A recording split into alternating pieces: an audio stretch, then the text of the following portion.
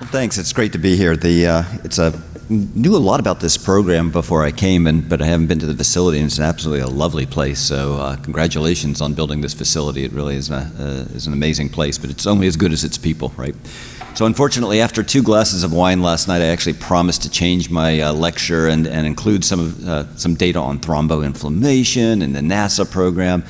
And that meant when I got into the hotel at about 10 o'clock last night after 2 glasses of wine, I had to change my talk. So I have my biggest disclosure is I don't even remember what I changed last night, but here we go. So here are the disclosures, and I'll tell you if anything pops up that actually relates to industry. Here's our outline. So I'm going to talk a little bit about state-of-the-art echo, advanced uses of contrast echo that are being used actually clinically, but are really kind of considered at the feathered edge, but are actually used by more than 4 or 5 people in the world, and then future applications and contributions to cardiovascular medicine. But of course, this is an imaging talk, and you know what that means, which is I've got twice as many videos or images as graphs, so it should be a fun time. So let's start here, which is talking about what bubbles are and the power of bubbles. We're not the first to use bubbles for our own kind of devious purposes, but that's exactly what we do with cardiac imaging.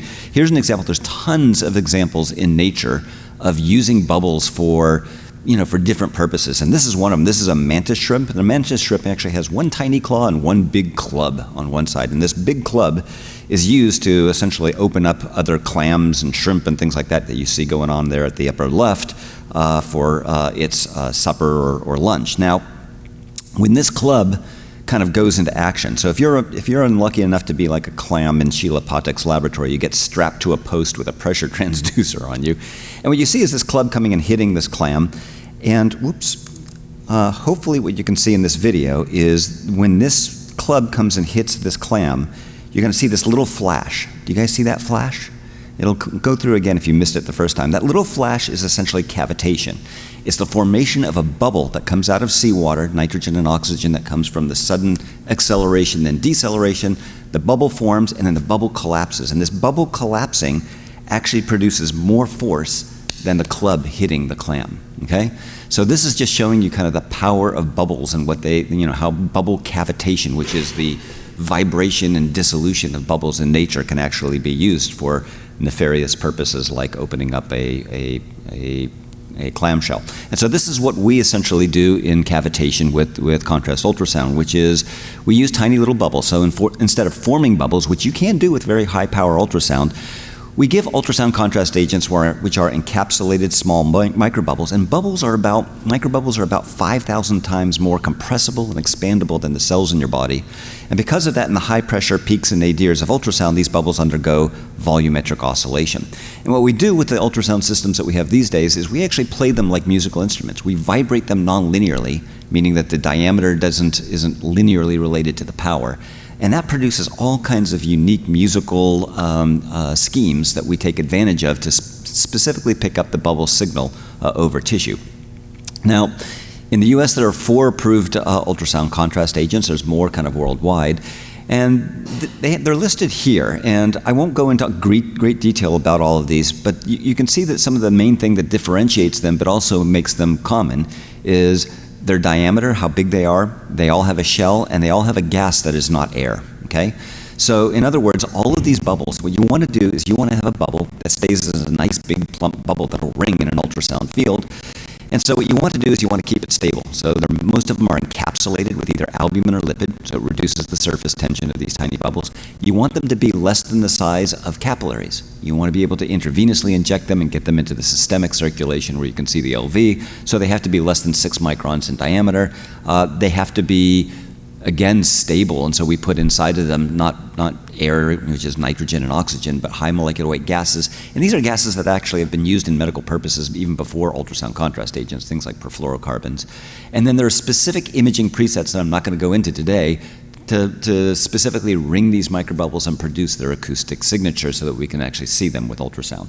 Now, when do we use them? So the ASA, the American Society of Echo, has guidelines of when they use them. And these guidelines, now disclosure, I'm an author on these guidelines, but I don't agree with a lot of what's in it, which is actually very common with guidelines.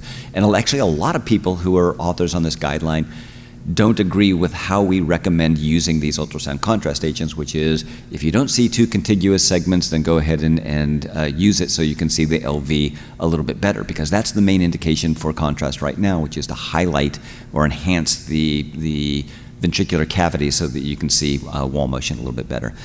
So we say if you don't see two segments, use it, but if you really want to use it, if you want to essentially be a state-of-the-art laboratory and really use this smartly, this is the paradigm that you use. So essentially, if you have to ask two questions when deciding whether or not to use these things. Number one, what is the quality of the non-contrast echo? Poor, fair, good. And then what is the clinical question of why you're doing this echo? If you're actually doing an echo for pericardial disease, contrast agents aren't going to help you all that much, okay? It's mostly all about Doppler and looking at other things. But if your question is, looking for resting ischemia in somebody with chest pain, or looking for LV thrombus, stress echo, quantifying LVEF, somebody with heart failure, then even in situations where the baseline echo is pretty good, it can be impactful. And here's just an example of that. So this is a patient who was in the emergency room. We were essentially doing point of care ultrasound on this person who had chest pain and had a bunch of baseline EKG abnormalities. I suspected that there was a wall motion abnormality in the LAD distribution, but my confidence for that was low. We give ultrasound contrast agents. It doesn't take very long for you to be able to see that there is essentially complete akinesis in a very large territory in the distal septum and the apex in this person. So a good example of essentially not only being able to diagnose it with greater accuracy, but having a higher level of confidence in being able to tell that this is a rather large risk area in this person with chest pain. And here's another example of this as well, which is LV thrombus. Raise your hand if you see the thrombus at the apex. I don't, and I read a lot of echoes, so here's with contrast. I don't think there's any question whatsoever that you kind of miss the thrombus. Here's a kind of more realistic scenario, which is you see these extraneous echoes at the apex, and you say, yeah, and by the way, the newer ultrasound transducers that are all based on retrospective beamforming, so they, people who do echo have noticed that our frame rates and imaging rates have increased by about 3 to 4-fold. And it's because of retrospective beamforming, shooting fat lines and doing, reception. It's something actually MRI kind of more invented than echo. But it actually makes the apex a messy place. So in that same patient, you essentially give ultrasound contrast agents, and you say, those aren't extraneous echoes, that's a big thrombus sitting in an akinetic apex. And so in studies like this, over on the right-hand side, up on top, this is a study that was done in patients with recent anterior MI, and you can see in patients who had, their baseline study was non-contrast was inconclusive for LV thrombus. They picked up thrombus in about 15% of patients. And in patients in whom you thought there was probably a thrombus, but it was inconclusive, it excluded thrombus in about 1/3 of patients. So these are real clinical decisions that are being made in these patients, and this is kind of how it's being used. And there's studies like this. This was actually done by Bill Zogby, who published this, showing you that whether you are in the inpatient wards, MICU, surgical ICU, outpatient, your medical decisions will change in terms of what medicines you use, referring people on for other tests, or other interventions based on whether or not you do contrast in those patients. And here's just two more patients kind of showing you. This on top was a patient who we thought had non-compaction. Yeah, they have non-compaction, and it's unequivocal that you see these deep recesses. And here's a patient who we couldn't really see the apex at all in this person, and this essentially shows you that this guy's got apical hypertrophic cardiomyopathy with an entrapped apex. So these are all kind of the decision-making processes that you use when you use ultrasound contrast agents in your laboratory for left ventricular opacification, which is not necessarily an advanced application, but it is the current state of the art.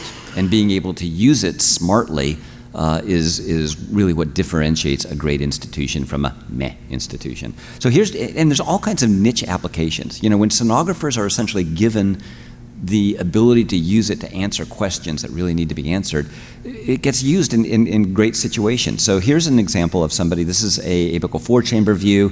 Sonographer is focusing in on this kind of cystic, unusual looking hole in the AV groove, right? So there's a little hole. One of the things that we were kind of worried about is, well, could this be a right coronary artery aneurysm, right? That's one of the things that could be a patulous RCA. You give ultrasound contrast agents, there's nothing going in that, so that actually turned out to be a pericardial cyst. And you can sit there and say, yeah, just send them for a CT and you'll get your answer, and we actually did do that to confirm it, but really we kind of got our answer that this is not a right coronary aneurysm from the contrast echo.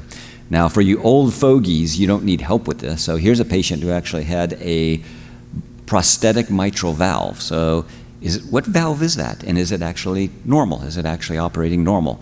And this was a young sonographer who said, well, I don't see all that well, and the Doppler pattern was kind of interesting. And she said, I'm going to give contrast to this patient, and this is what it looks like. So there's no question what that is. That's a Starr-Edwards prosthesis, right? And you can actually tell that the poppet is moving normally. There's normal excursion. It's seating well. So no question whatsoever after giving contrast. So these are just kind of little niche applications for contrast. So I'll end the LVO part of the talk there. The main thrust of this portion of the talk is, develop a really sophisticated way of using this for left ventricular opacification, because you never know where contrast is going to help you. You know certain situations where it is, like for LV thrombus, for detecting wall motion abnormalities, but there's all these other applications for use of it as well. Perfusion imaging. Now, this is what's considered to be kind of a state-of-the-art that is actually being used by, quite a few labs throughout the country. So, for your viewing pleasure at the upper left, what I've done is this is a microbubble that I make in my laboratory. I fluorescently labeled it so that I can see it on intravital microscopy. And there you see how the bubbles behave in the microcirculatory bed. So that's, going down, I'll highlight my laser pointer. So that's about a 20 micron arteriole there. This is a capillary bed. This is a collecting venule. And in this video, what you see is that these bubbles behave exactly like red cells. They have a rheology just like red blood cells through the microcirculation. So they're very pure flow tracers. It's not so complex like PET agents that need 3-compartment or 4-compartment models or input functions and all this stuff. These bubbles behave just like red cells in the microcirculation, so they're very pure flow tracers, and this is just kind of showing you the graph of that. And because of that, you can do perfusion imaging using a very simple kinetic model in just about any tissue that is accessible to essentially ultrasound. So here's myocardial perfusion. You see all the bubbles in the LV cavity. But you also see this, we're doing one of these techniques where you only see bubbles. We drop out the tissue signal. And you're seeing all these bubbles kind of coming into the myocardium. And you see this little flash here, and I'll explain that in a second. But all other tissues are, you can do this in as well. This is skeletal muscle, so this is some work that I'm doing using a very special imaging technology to do microvascular angiograms using super resolution technology and maximum intensity projection. This is a kidney using the same technique. This is actually the kidney from a cheetah, so I'm doing some work with the Oregon Zoo, figuring out why cheetahs die in captivity.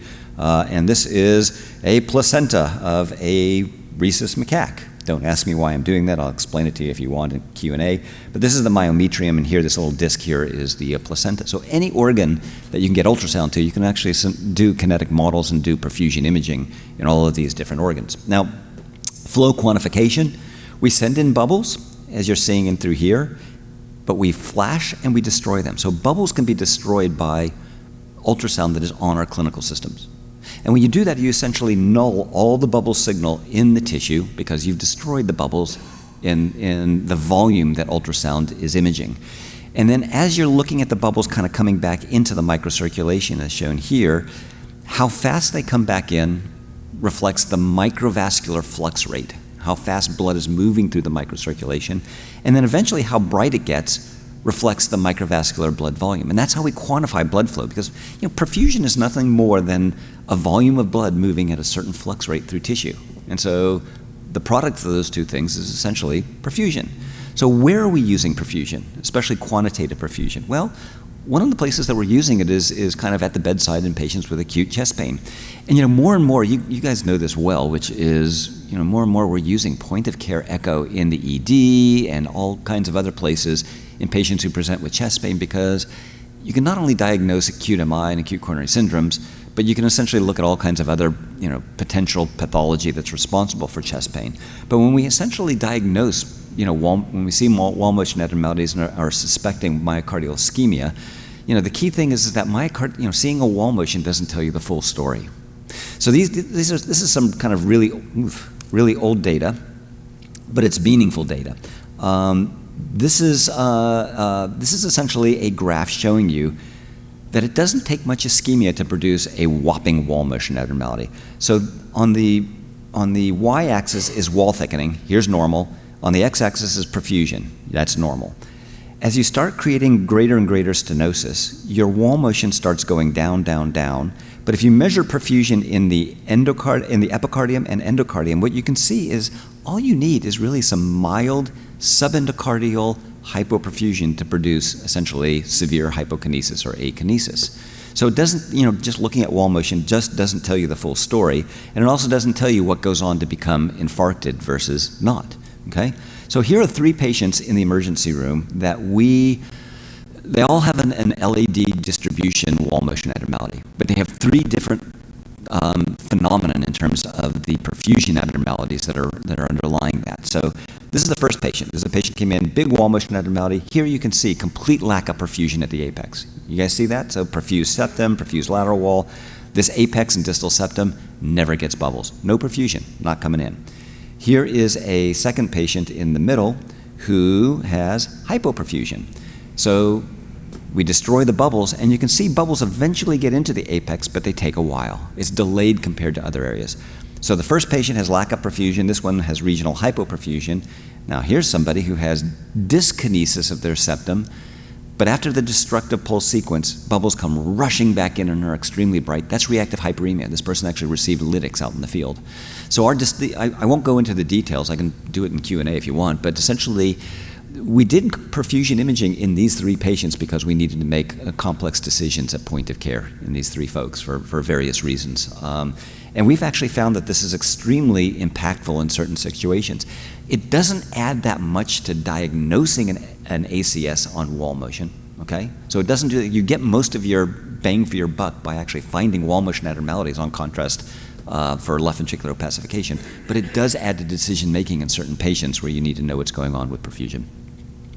So here's some situations where consider using perfusion imaging with contrast echo if you got it. So bedside diagnosis of ischemia, as I've just shown you, stress imaging in patients with left bundle branch block where it's hard to read wall motion sometimes, or if there's a pre-existing wall motion abnormality. Guess what, folks? There's issues with trying to read a biphasic response when you have hypokinesis at baseline, and anybody who reads stress echoes will tell you that. We're using this a lot, and I'm going to show you this in a second for evaluation of microvascular dysfunction. We were allowed when I was at OHSU in Portland to use perfusion imaging in heart transplant donors to essentially prove that essentially what they had was stress cardiomyopathy and not from ischemic heart disease. Masses and differentiating tumors versus thrombus, and then something called thrombotic angiopathies, which turn out to be not so rare of a syndrome.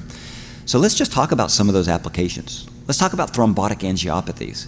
I can't give a talk these days without mentioning COVID, so let's mention COVID. So COVID actually, you guys know this, you probably took care of a lot of these patients. It essentially creates wall motion abnormalities, not just of the RV from the stuff going on in the lungs, but actually the LV as well. And the mechanism of LV dysfunction and cardiomyopathy in COVID patients is complex and it's varied. Some patients develop myocarditis, either viral myocarditis or a cytokine myocarditis. You can have a stress cardiomyopathy. But there's this thing called an endotheliitis, okay? A thrombotic angiopathy that happens either from viral particles infecting the endothelium. And by the way, on biopsy, you see a lot more of viral particles in the endothelium than you do in myocytes.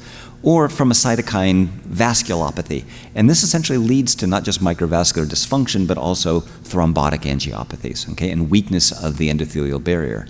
And so this is just a patient that we took care of in the ICU who was in for bad COVID, and she developed ST elevations diffusely on her second hospital day. Took her to the cath lab, and she actually had a pattern that kind of looked like SCAD.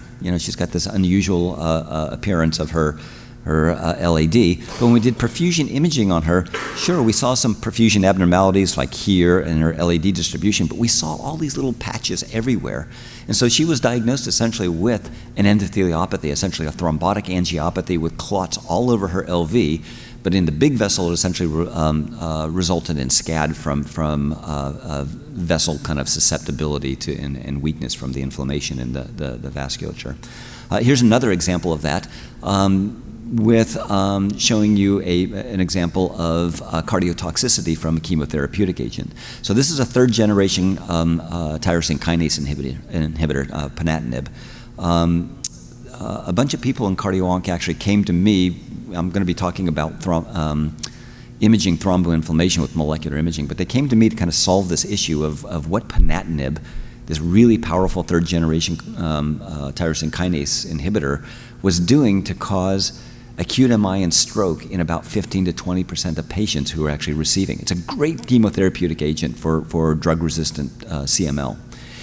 And people want to use it, but they can't use it if like 20% of your patients are having acute MI and stroke. And so we figured out what was the cause of it, and I won't go into what that is, and we'll discuss it a little bit later. But this person came in with diffuse ST elevations, as you see here. When we did bedside echo, you see a wall motion abnormality in the anterolateral wall. Now, for those who read echo, what's unusual about this wall motion abnormality? Does anybody see anything strange? For it being ischemia, just from like coronary artery disease? I'll tell you what's strange. It's not thinned. It's thick, right? That's a really unusual looking pattern in that it's completely akinetic, but I've got a really sensitive computer here. It's very thick. So we did perfusion imaging on this person, and what you see is this really patchy leopard-looking pattern of microvascular obstruction. And this is essentially a thrombotic angiopathy. It's essentially a TTP, thrombotic thrombocytopenic purpura is the mechanism. We defined kind of what the mechanism of that was. And in animal models, we actually showed that drugs like N-acetylcysteine can actually reverse this. So this patient did not go to the cath lab because their platelet count was 20 and they were in a blast crisis and all these other things. And then we said, this is what we think is going on. It doesn't look like coronary artery disease. So the ICU folks allowed me to treat this patient with N-acetylcysteine, and sure enough, all the troponins came down, the ST segments came down, patient got better, and the patient died from something completely different about 2 weeks later from a ischemic bowel. And we got his heart, and we looked, and sure enough, evidence of thrombotic angiopathy with all the CD61 p-selectin staining with platelets choking up all of the medium-sized vessels in the heart. Now, perfusion imaging can also be really helpful with tumors and masses. So here's a mass on 2D echo. No question about that. You don't need help with that.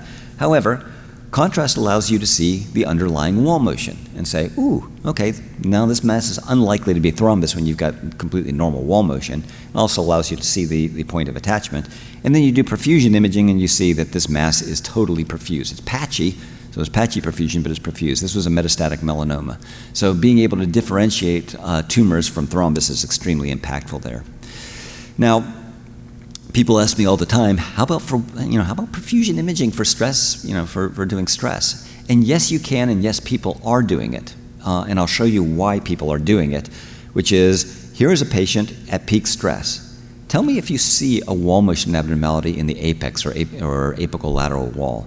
I don't.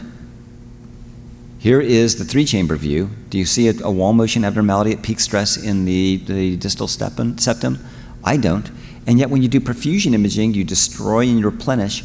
For those of you with keen eyes, you're going to see this subendocardial defect, this little, right in through here, the subendocardium stays dark a little bit longer. That's some hypoperfusion in this person. And this person actually did go on for angiography because we said, we don't see a wall motion abnormality, but we think there's a perfusion abnormality, and that's not a normal cath. So we're able to actually diagnose this person with kind of coronary artery disease as the cause of their symptoms, where wall motion abnormality failed.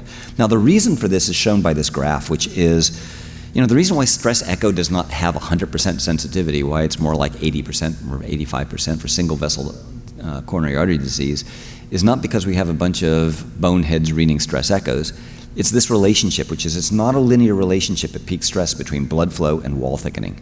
In other words, here are normal segments, and here are segments with mild, moderate, and severe stenosis. It's really hard to tell a wall motion abnormality when you have even a moderate stenosis that reduces flow reserve by half, okay?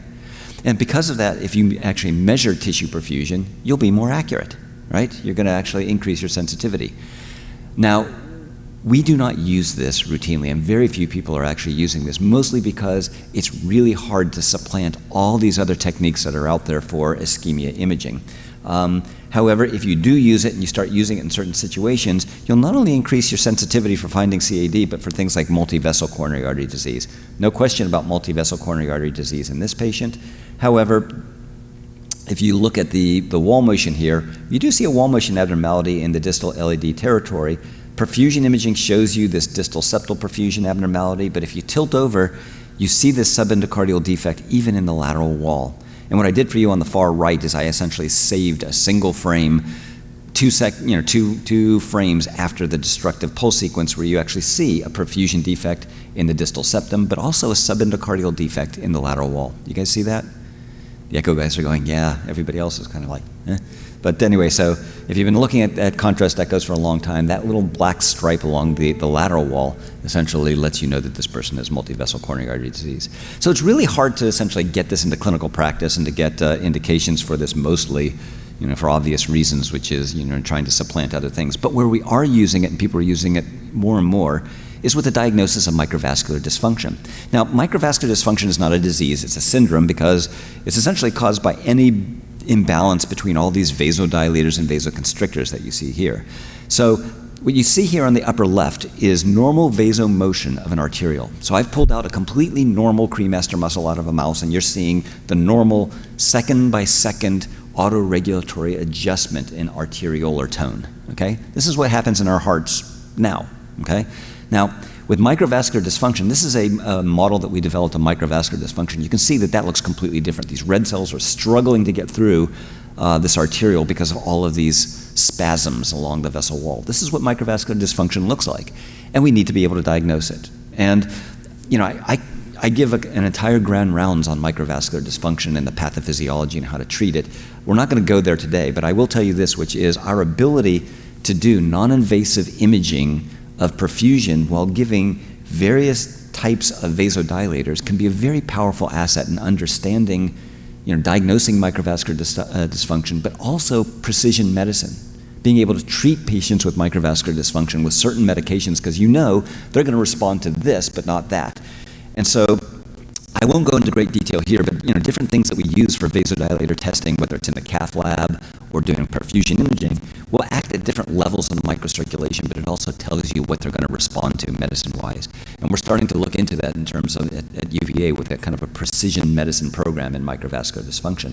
And here's what it looks like. So here's a patient with primary microvascular dysfunction. So on the left there that you're seeing the perfusion imaging, this is an apical four-chamber view.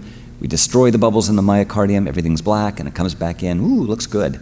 So then we actually do stress, and I'm showing you a very subtle perfusion abnormality in this person with microvascular. I'm not showing you a whopping one. So who can tell me where there's a perfusion abnormality? Take a look at it, destruction. Does anybody see a little perfusion defect? You guys see it in the apical lateral wall? Yeah, people are saying yes. All right, you're already experts in perfusion imaging. So that's subtle. Here's not subtle. We're using it for transplant vasculopathy. So here's rest. We destroy the bubbles. Holy mackerel. It takes a long time for those bubbles to make it back in. And here's during regadenoson stress. We destroy the bubbles. And even during regadenoson stress, it takes forever for those bubbles to get back into the microcirculation. So we're using quantitative, kinetics to be able to diagnose transplant vasculopathy, but it's really quite helpful to be able to look, beyond what IVUS can look at in patients with heart transplant. Now, it also allows us to be a little bit more creative about microvascular dysfunction in certain populations. So there are patients who have something called rheologic microvascular dysfunction. So what you see here at the lower image are red cells that are struggling to get through a capillary, okay? This is essentially what red cells have to do to get. The capillary is actually smaller than the dimension of red cells, and so red cells have to deform, and plasma essentially, blood essentially becomes non-Newtonian and effectively very viscous at the capillary level, okay? So there are these patients who essentially have what are called rheologic microvascular dysfunction, where either at rest, as you're seeing with these fluorescently labeled red cells, or during hyperemia, as you're seeing on the bottom, blood can't zip through the capillaries very fast. And there's no disease that does this more than sickle cell, okay? So in sickle cell disease, you not only get stiff, abnormal red blood cells that have problems passing through the capillaries, but the lysis of red cells essentially releases free heme, and heme scavenges nitric oxide, and vasomotion becomes abnormal, and you have thromboinflammation that clogs up microvessels. You have just a whole mess in sickle cell disease. And so we've started using this to be able to diagnose and look at microvascular dysfunction in sickle cell disease, but also to look at new therapies targeted to sickle cell disease. So this is just an example from a study that I did in conjunction with NIH, looking at patients with sickle cell disease and sickle cell disease on hydroxyurea, which is essentially a therapy that was hypothesized to improve microvascular dysfunction, and we proved actually that that was exactly the case. Now, I threw these slides in last night after having our dinner, which is we're even using this in astronauts. So NASA is very interested in the development of standard coronary artery disease, but also microvascular dysfunction and atrial fibrillation, by the way, in astronauts on long-duration space missions. And a lot of the vascular stuff actually has to come from space radiation. So up at the top, we're studying patients in low Earth orbit on the International Space Station, looking at the effects of microgravity and the stress of being in a very large tin can with a bunch of people who you may or may not like, and microbiome from eating a bunch of sterile food, but also a mild amount of radiation.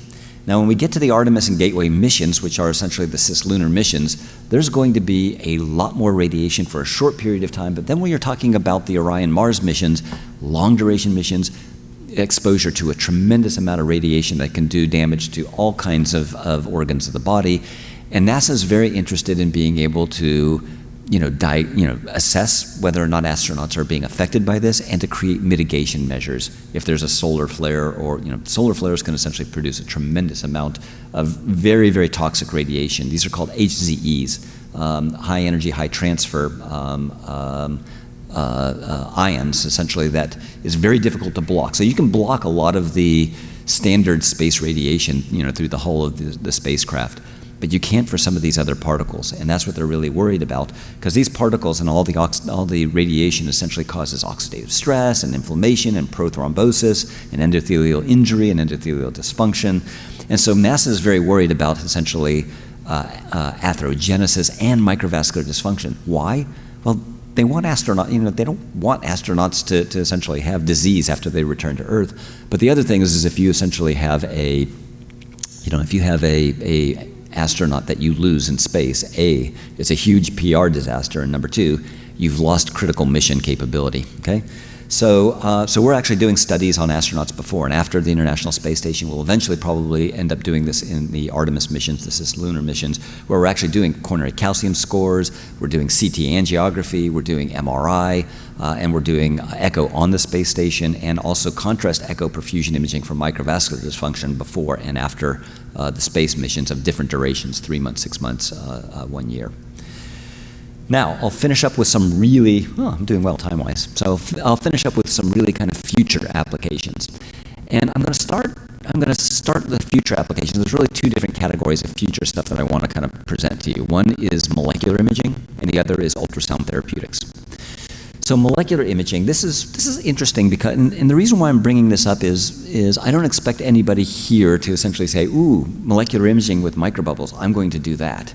Well, you may be doing that clinically, as I'll show you sometime 10 years from now. But what it's done is molecular imaging, whether it's with ultrasound or other forms of non-invasive imaging that you see here, whether it's optical or MRI or nuclear, it has actually given us a tremendous amount of insight into pathobiology and treatment. Stuff that is actually actionable, okay? And I'll show you that. I'll show you where our contribution in contrast ultrasound has been.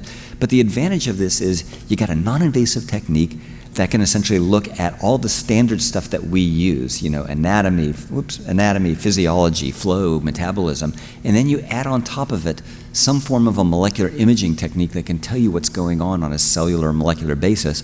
You got a really powerful technique that you can use not only in animals but also in patients to understand things. So if you're going to remember anything from molecular imaging, it's this slide. Where are we using this? Well, in clinical medicine, we believe that you can make an early diagnosis, okay, or precision therapy to be able to say, this patient has this going on, I'm going to choose this drug versus this drug. Guess who's using this right now? Who do you think is using this? Who's leading this field? It's the cancer docs. Cancer docs use molecular imaging all the time to make clinical decisions about, okay, what type of cancer is this? And for this type of cancer, what's going on in this specific cancer and what drug are they going to, they're using it to figure out whether or not somebody's going to respond to trastuzumab. They're using it for CD20 image. So you guys, who study cardio-oncology kind of know this. Well, we can do the same thing in cardiology, which is we can be more precise about what we do and even diagnose things a little bit earlier. But really where a lot of the stuff is happening is in basic research and in preclinical research, where we're able to understand pathobiology a little bit more and actually really rapidly understand responses to new therapies. So what diseases in cardiology are we talking about? We're talking about everything, okay? Atherosclerosis, detection of ischemia, infiltrative cardiomyopathies, remodeling, myocarditis, transplant rejection, arrhythmogenesis. There is actually one molecular imaging agent that is approved by the FDA for making decisions in cardiology. Does anybody know what that is? It's essentially sympathetic imaging for arrhythmias, right?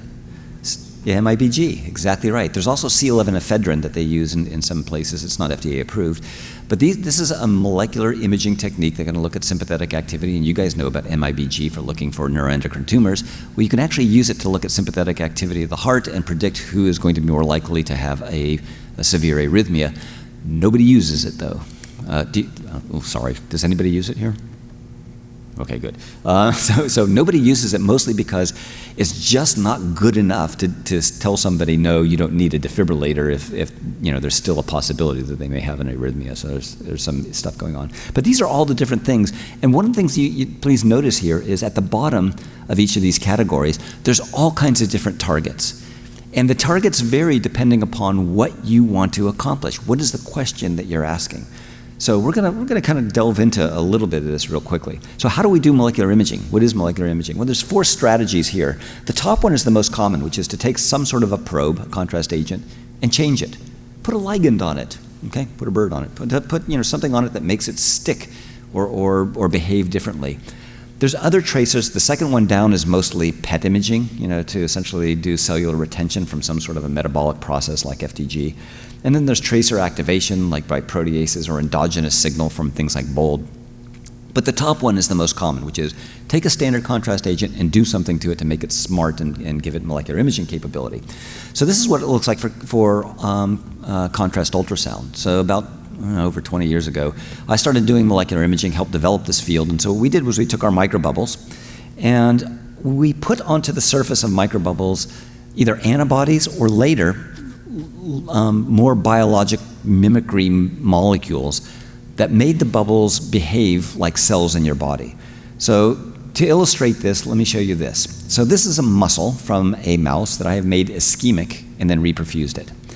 So this is a postcapillary venule, and you will notice those little round things that are rolling there, sticking and rolling and sticking and rolling, are leukocytes. So whenever you have ischemia reperfusion injury or some form of inflammation, leukocytes have to get out into the tissue, and they do this by first rolling along the endothelial cell surface and then sticking and then going in, okay?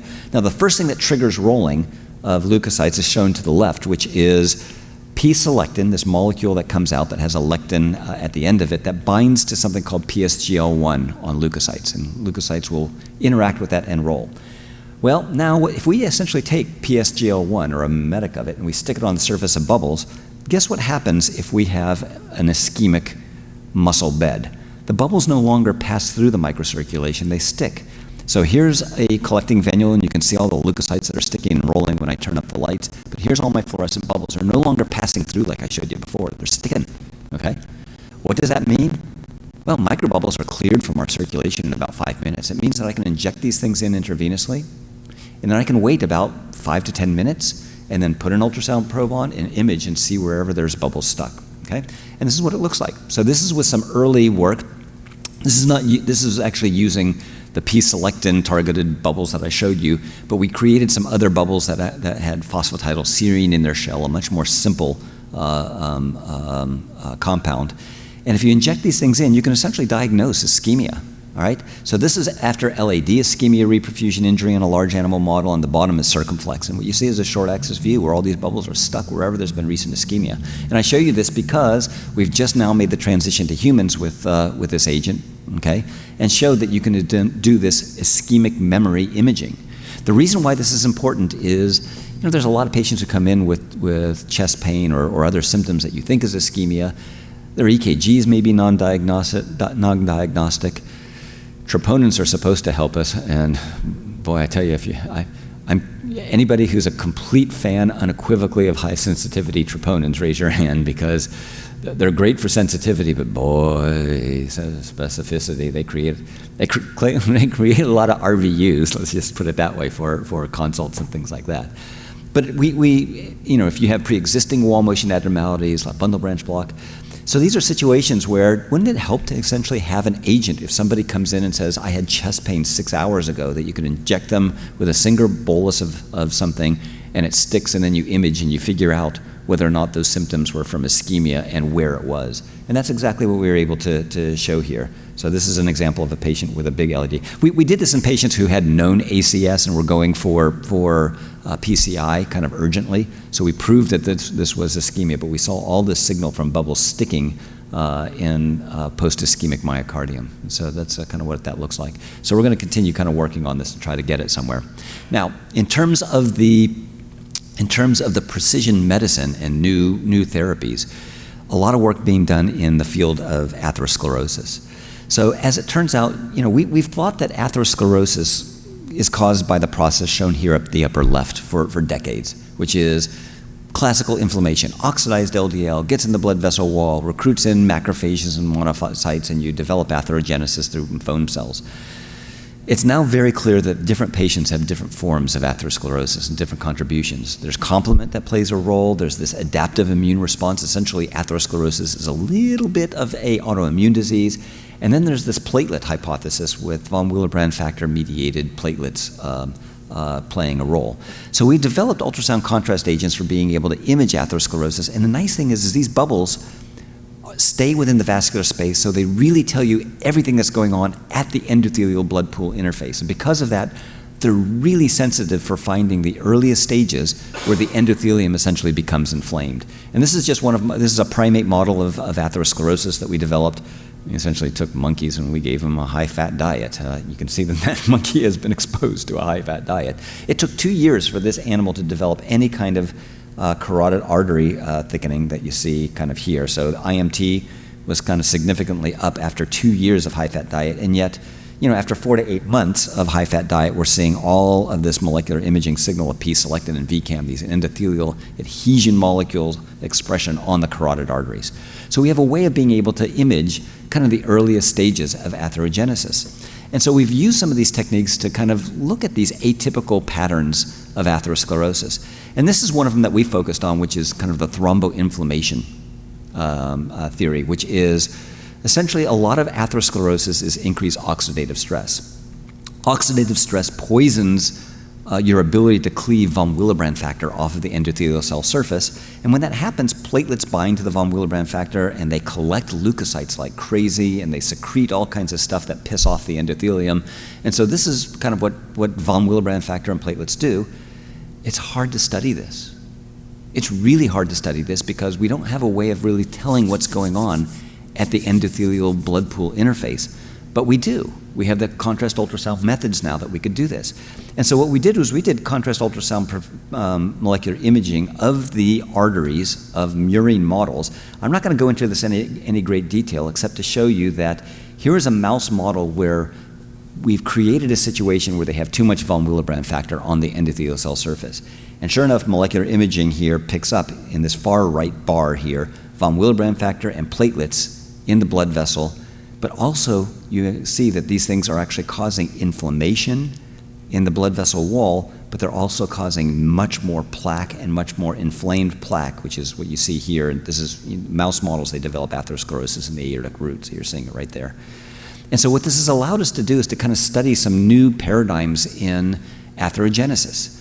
And one of the main paradigms that we're looking at is that not all atherosclerosis is indolent or quasi-linear, where you have these traditional risk factors that over time grow plaque, but that some patients develop plaque in fits and starts. Something happens that is essentially a catastrophe, a big trigger that essentially causes rapid plaque growth and it stabilizes, and rapid plaque growth. And one of the things that triggers rapid plaque growth is an MI or a stroke or a limb ischemic event. And we know this because if you have an MI, your risk for having a recurrent MI but in a completely separate distribution increases 5-fold over the next 6 months. And that's despite the fact that we treat patients, we put them on all kinds of secondary, preventive therapy, right? And so in a mouse model, this is what it looks like, which is, this is a sham, this is post-MI. Mouse models of atherosclerosis show this rapid plaque growth far away from where the MI was. So this is in a plaque in the aorta, despite the fact that we actually did myocardial ischemia reperfusion injury. And you see this rapid increase in plaque, more plaque inflammation, less plaque collagen, so it's unstable. So essentially the lesson here is that, guess what guys, you have an MI, you have a stroke, all the plaques of your body become a little bit inflamed. So what is it that's causing it? Well, if you listen to the mafia up in Boston, they'll essentially say it's all because your brain tells your spleen to release a bunch of monocytes, and they circulate and they cause all kinds of havoc. And they're right. This is Peter Libby and Matthias Nerendorf and folks like that. But the leukocytes have to get into the blood vessel somehow, and so we used our molecular imaging techniques to look at what was going on the endothelial cell surface of plaques far away from where the MI was happening, okay? And this is a hyperlipidemic mouse. This is a non-hyperlipidemic mouse. And after ischemia reperfusion injury, you see this marked increase in all of these endothelial activation markers, inflammatory markers, but also von Willebrand factors and platelets, okay? So essentially we see, and it's sustained. It goes up and it stays up for a long period of time. Now, if I pull out the cremaster muscle of a mouse, and I do a bunch of staining for leukocytes and platelets, this is what a normal cremaster looks like. If I pull out a cremaster muscle, and this is down, cremaster muscle, it's way down there. If I pull it out from a mouse that's recently had acute MI, look at what we see. We see all of these platelets, all that little granular, fine, fluorescent stuff are platelets. For the clinicians in the audience, what I've just shown you is that if you have an acute MI, what happens is it causes a very low-grade TTP, thrombotic thrombocytopenic purpura, all over the body. Platelets are sticking to von Willebrand factor all over the body after an acute ischemic event.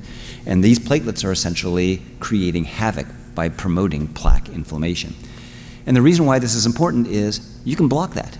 And you can essentially help, well, right now you can help mice, but we're starting to study patients now, or you can essentially knock this down by inhibiting platelets sticking. I won't go into all the details of this, but essentially if you create MI and you treat mice with things that will prevent von Willebrand factor, you really reduce this. Now, I had conversations with all of the Boston folks, Peter and all of those folks, about the results of their CANTOS trials. Paul Ritker was visiting. I chatted with him about this. And here's the problem, as you guys know, the CANTOS trial was kind of successful, right? It actually improved events to some degree. Well, we wanted to know whether or not blocking IL-1 was actually creating a situation where we were decreasing this remote plaque activation all over the body. And the bottom line is we did find it. It actually reduced it, a lot. So the bottom line is, what I'm trying to show here is that we're gaining information and learning a lot using ultrasound molecular imaging. Now I'm going to finish up very briefly with bioeffects of ultrasound. When you vibrate bubbles and you vibrate them violently, you actually produce bioeffects. Here's what bubble cavitation looks like in a microvessel. So here's a bubble expanding and contracting and expanding and contracting in a blood vessel. What does that do? Well, look at this. I mean, it's deforming the blood vessel, it's creating this sausage, and it creates tremendous shear in a blood vessel, okay? Now, what does that do? Well, it can create a lot of things. So here's an example of one thing that you can do with it, which is you can poke holes in cells. So this is a video. I'm going to start that over again for you guys, okay? Here is a bubble. You're going to see it in the blown up box here. So this is a fluorescent bubble that is stuck to a cell in culture. All right? You hit it with ultrasound and you pop a hole in it. So this creates a paradigm where using bubble vibration, exaggerated bubble vibration, you can poke holes and essentially allow things like gene delivery and drug delivery to happen in a very targeted area. But the other thing that you can do is you can dissolve clots.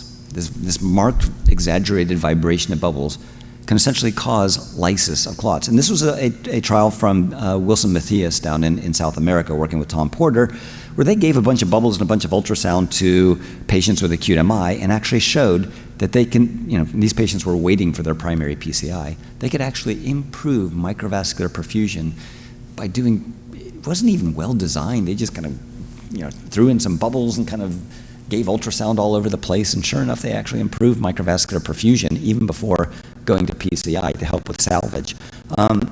More recently, we've actually figured out that part of the benefit of it is probably because bubbles can increase tissue perfusion. I'm not going to go into all of this, but when bubbles vibrate, they release all kinds of vasodilators. You can look at the Circ article if you want, where we define the mechanisms. But here's an example of perfusion imaging in the leg of a mouse, where we have just done 10 minutes of contrast ultrasound right in this area. Oops, you're not seeing my pointer, I'm seeing it, but right in this area here, is where we did contrast ultrasound, vibration of bubbles for 10 minutes, and then we did perfusion imaging, and we saw all of this blood flow and all of this ATP release right there wherever we've given the ultrasound. And I won't go into that. But the bottom line is we are now using this in clinical trials and early clinical trials to treat ischemia. So here is an example of an ischemic mouse model. This is a limb of a mouse. Do you guys see the ischemia? It's that big black dark area there on perfusion imaging in that ischemic limb of the mouse. If I give bubble vibration for 10 minutes using a clinical scanner, I essentially completely reverse tissue ischemia, okay? So we're now, and this actually does work in the heart, as you see in non-human primates and in humans with peripheral arterial disease, where we can increase tissue perfusion, albeit briefly. And so we're now in clinical trials looking at augmentation of tissue blood flow by essentially vibrating bubbles using machines we already have, bubbles we already have, and ultrasound paradigms that are not beyond FDA limits. So I will sum up there. It's been a whirlwind tour, guys. I know I went kind of fast, had a lot of stuff. My intention was not for you guys to remember everything here. It's just to get a good appreciation that really, contrast echo really is important. Right now it's playing such a huge role in our ability to not just diagnose, but diagnose with higher confidence in the echo lab, even with standard stuff like left ventricular opacification. However, this new area of perfusion imaging really does help us become better clinicians. We're better physicians if we can get more information. And if you're doing an echo, doing perfusion imaging on top of it, adds 5 minutes, okay? And whether you're looking at viability or acute ischemia or thrombotic angiopathies or what have you, it does make you into a better clinician. And then I wanted to just open up your eyes, not give you guys the whole scheme of things, but there's a lot of advanced applications such as molecular imaging and ultrasound-based therapy. Didn't go into, I just scratched the surface there, but a lot of stuff that's going on in this field that's really kept things kind of modern. So thank you for the invitation. It's been fun visiting.